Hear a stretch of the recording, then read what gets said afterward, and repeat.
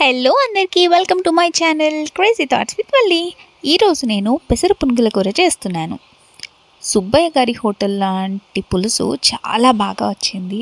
Already ముందు రోజు పెసరట్ల కోసం అని చెప్పేసి పిండి రుబ్బుకేసి పెట్టుకున్నామన్నమాట. అందులో నుండి కాస్త పక్కన పెట్టుకున్నాను కూర కోసమని. అయితే నేను పొట్టుపప్పు అయితే వాడుకుంటున్నాను.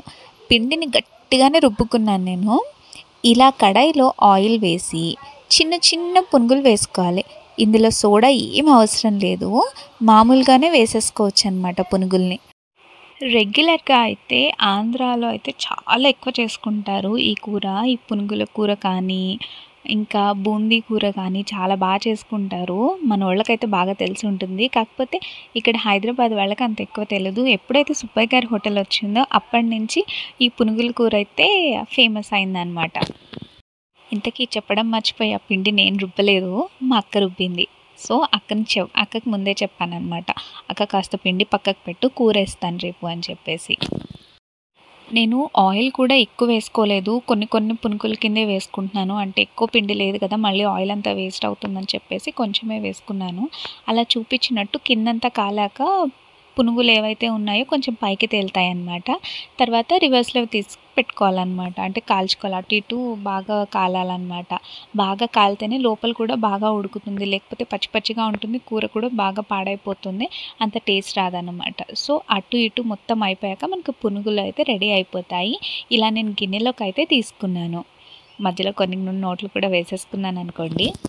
సో పునుగులు అయితే రెడీ అయిపోయాయి కదా. నెక్స్ట్ మనకు కావాల్సింది ఉల్లిపాయలు, టొమాటో ముక్కలు, చింతపండు పులుసు, ఇంకా మెయిన్ ఇంగ్రీడియంట్ మన పునుగులు అనమాట. పునుగుల రెసిపీ అయిపోయింది కాబట్టి ఇప్పుడు పులుసు రెసిపీ అనమాట. సో కడాయి తీసుకోవాలి. కడాయి కానీ నేను ఇక్కడ ఇది తీసుకున్నాను. దాంట్లో కొంచెం ఆయిల్ వేసుకోవాలి. ఆయిల్ వేసుకున్న తర్వాత కాస్త ఆవాలు కానీ జీలకర్ర కానీ ఏమన్నా వేసేసుకోవచ్చు. నేను కొన్ని ఆవాలు వేసుకున్నాను. తర్వాత అయితే నేను ఉల్లిపాయ ముక్కలు వేసుకున్నాను. ఉల్లిపాయ ముక్కలు వేసుకుని బాగా వేయించుకోవాలి. తర్వాత అల్లం వెల్లుల్లి పేస్ట్ కూడా వేసుకోవాలన్నమాట. అల్లం వెల్లుల్లి పేస్ట్ ఒక 1 స్పూన్ కానీ 1.5 స్పూన్ కానీ వేసుకుంటే సరిపోతుంది. అది వేసుకుని బాగా కలుపుకోవాలన్నమాట. అల్లం వెల్లుల్లి పేస్ట్ ఎప్పుడైతే పచ్చివాసన పోతుందో, అంటే మనకి వాసన తెలుస్తుంది కదా, సో అది పోయేంత వరకు మనం ఫ్రై చేసుకోవాలి. ఫ్రై చేసుకున్న తర్వాత కాస్త పసుపు అయితే వేసుకోవాలి. చూసారు కదా, ఆల్మోస్ట్ అంతా ఫ్రై అయిపోయింది. కొంచెం గోల్డెన్ బ్రౌన్ కలర్ వచ్చేంత వరకు మనం ఫ్రై చేసుకోవాలి ఉల్లిపాయ ముక్కల్ని. తర్వాత పసుపు వేసేసుకుంటున్నాం కదా, పసుపు వేసుకున్న తర్వాత కూడా ఫ్రై చేసుకోవాలి. ఈ స్టేజ్లో మనం పసుపు వేసుకుంటే స్మెల్ అనేది చాలా బాగుంటుంది. నాకు ఇక్కడ కరివేపాకు దొరకలేదు, కరివేపాకు కూడా వేసుకుంటే చాలా బాగుంటుందన్నమాట. తర్వాత అవి కాస్త మక్కాక టొమాటో ముక్కలు వేసుకోవాలి.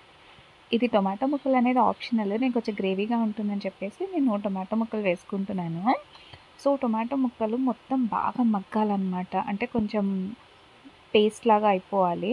అప్పటి వరకు బాగా కలుపుకోవాలి. ఆయిల్ ఎప్పుడైతే మనకి పైకి తేలుతుందో అప్పటి వరకు మనం ఫ్రై చేసుకుంటే సరిపోతుంది. మనకి టమాటా ముక్కలు తొందరగా మగ్గాలి అనుకుంటే ఉప్పు వేసుకోవాలి మనం ఈ స్టేజ్లోనే. ఉప్పు వేసుకుంటే చాలా తొందరగా మగ్గిపోతుంది అనమాట, అంటే ఉడికిపోతుంది. అండ్ తర్వాత నేను ఒక 2 స్పూన్ల కారం అయితే వేస్తున్నాను. ఇది కాశ్మీరీ రెడ్ చిల్లీ కారము. సో 2 వేసేసుకుని బాగా కలిపేసుకోవాలి అన్నమాట.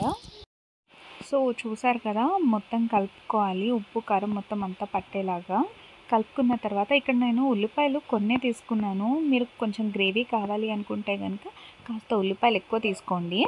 తర్వాత ఆయిల్ ఏదైతే ఉందో అది పైకి తెలుతుంది కదా, దాని తర్వాత మనం చింతపండు పులుసు అనేది వేసేసుకోవాలి.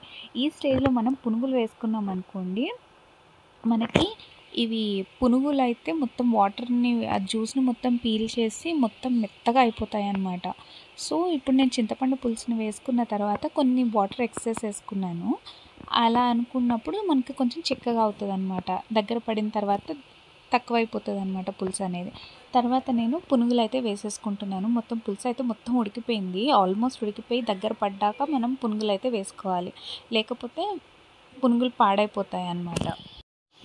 సో చూసారు కదా, మొత్తం ఉడికిపోయింది, దగ్గరగా అయిపోయింది. మీరు కావాలనుకుంటే శనగపిండిలో కొన్ని నీళ్ళు వేసుకుని ఆ పులుసులో వేసుకోవచ్చు, థిక్గా అవ్వాలి అనుకుంటే కనుక. చూసారు కదా, నేను పునుగులు అయితే లాస్ట్ ఒక 5 మినిట్స్ ఉన్న టైంలో వేసుకున్నాను నేను. సో అయిపోయింది. కూర అయితే అయిపోయింది. ఇది మన ప్రాసెస్ అయితే. నేను వేరే గిన్నెలోకి అయితే ట్రాన్స్‌ఫర్ చేసేసుకున్నాను. కూర అయితే చాలా బాగుంది. ఉప్పు, కారాలు మనము లాస్ట్‌లో చూసుకోవచ్చు. టేస్ట్‌ని అయితే అడ్జస్ట్ చేసుకోవచ్చు. నేనైతే అన్నంలోకి అయితే కలుపుకొని తిన్నాను. మా ఆయనకి పెడితే ఇదేం పులుసే అని చెప్పేసి అనుకుంటే మంచూరియాలా ఉందేంటి అని చెప్పేసి అన్నారు. సో వీడియో కనుక నచ్చితే లైక్ చేసి, షేర్ చేసి, సబ్స్క్రైబ్ చేసుకోవడం మాత్రం మర్చిపోకండి. బాయ్.